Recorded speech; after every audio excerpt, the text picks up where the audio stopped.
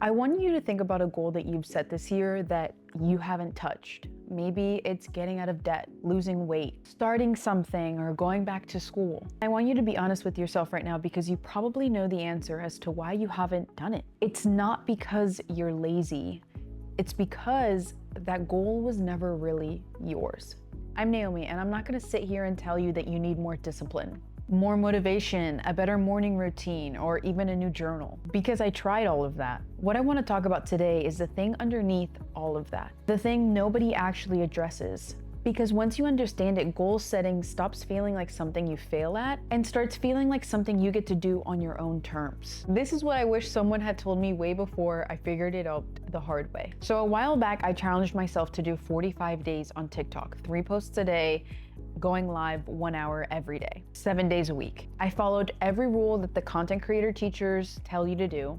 I did the work, I showed up every single day. And after 45 days, there was nothing, no growth, horrible views. The only followers I was gaining were the people that I was following.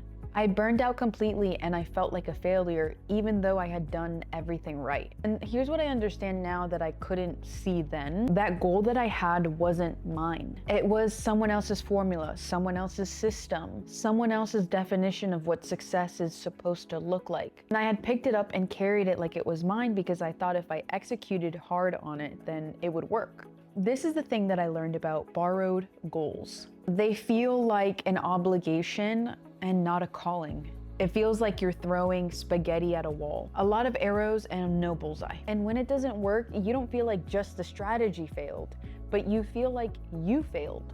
And then you start asking, like I was asking myself, where did I go wrong? Am I the wrong piece in this?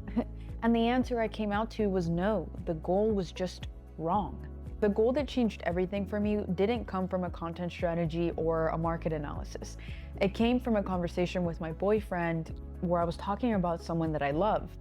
And I felt almost angry that she was hands off with her finances, angry that she didn't know what was in her accounts, and even more so at the fact that she didn't think that she needed to know. And the moment that I felt that anger, I knew exactly where it was coming from. My mom. I grew up watching my mom's financial dependence trap her. A man who controlled the money as a way to control her, who wore her self-esteem down so much that she genuinely believed she couldn't survive without him. And don't get me wrong, my mom is a badass woman and she is an extremely strong person, but this just goes to show what one person can do to another. And when I saw my friend who wasn't in that situation, whose partner wasn't doing that to her, still didn't know and still didn't care to know, something in me just couldn't sit with that because I know what happens when you don't know. Like I've seen it up close. That's when I understood what I was actually here to do. Not because it was a smart niche, not because it's an unsaturated niche, it's the opposite. Not because I did a competitive analysis, but because I couldn't not do it. And there are 2 women in my audience. The woman who is trapped and she doesn't believe she can get out, and the woman who is comfortable and doesn't yet understand why she should care. And if I can reach either of them, or better, if I can reach the daughter who was watching her mom the same way that I was watching mine and teach her something, show her a different way, break the cycle before it even starts, then I found my goal. Not because someone told me to, but because I can't unknow what I know. Here's what I want you to hear and what I actually want you to sit with. The goals on your list are probably not wrong things to want. Getting out of debt is good. Losing weight is good. Starting something new is good. Going back to school is good. But good isn't enough. If you don't know the real reason, the uncomfortable, you don't want to look at it or admit it to yourself reason, the goal will never have enough weight to keep you going when it gets hard.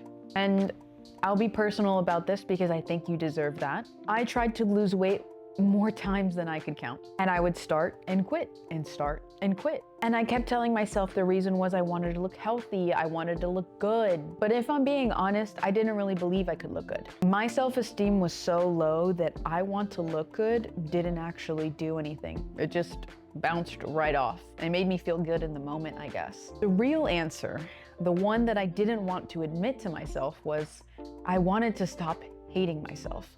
I wanted to look in the mirror and not feel disgusting. That was it. That was the one that actually had enough weight to move me. And I know that that is uncomfortable to hear. I know it might bring up shame, and I know it might bring up things that you don't want to look at, but that's exactly it. The answer that sticks is the one that you don't want to admit.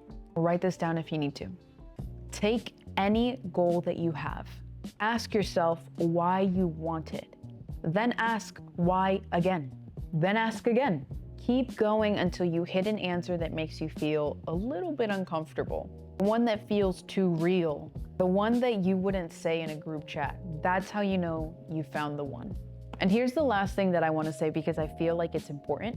Any goal that's actually yours, any goal that's rooted in something real, will require you to become a different person to reach it. That's not a warning, that's the point. You can't get out of debt without changing the way you think about money, the way you spend, the way you save, the story you tell yourself about what you deserve. You can't build something without changing the way you feel about doing hard and weird things. You can't love yourself without changing what you're willing to tolerate. I've found that every real goal is a lifestyle change.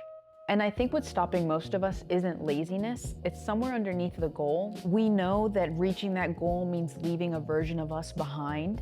Even if that version of ourselves isn't serving us, it's the one we know, and the one that feels safer than the version of us that we haven't met yet. But here's what I want you to hold on to. The thing that you're going to leave behind is not you. It's just the version of you that existed before you knew better. Here's what I want you to hold on to. Your current life is not working for you. That's literally why you have these goals. They're not punishing you. They're pointing you towards what's next. And what's next is a good thing. I still have that little voice, one that says, what if this doesn't work out? What if nobody cares? What if you're doing all of this for nothing? And every time I hear it, I say, it will, it has to. I'm the determining factor in whether it succeeds or not. Because I've been here before. I've been the reason I got my degree. I've been the reason I got out of a bad situation or I got a job. The reason I figured it out when the only person I could count on was me.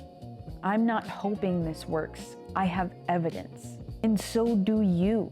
Think about everything that you have already survived. Everything that you've already pushed through when no one was watching. You have evidence too. Some days the whisper wins. I'm not gonna sit here and lie to you and say that it doesn't. But as long as tomorrow it doesn't, you're on the right track.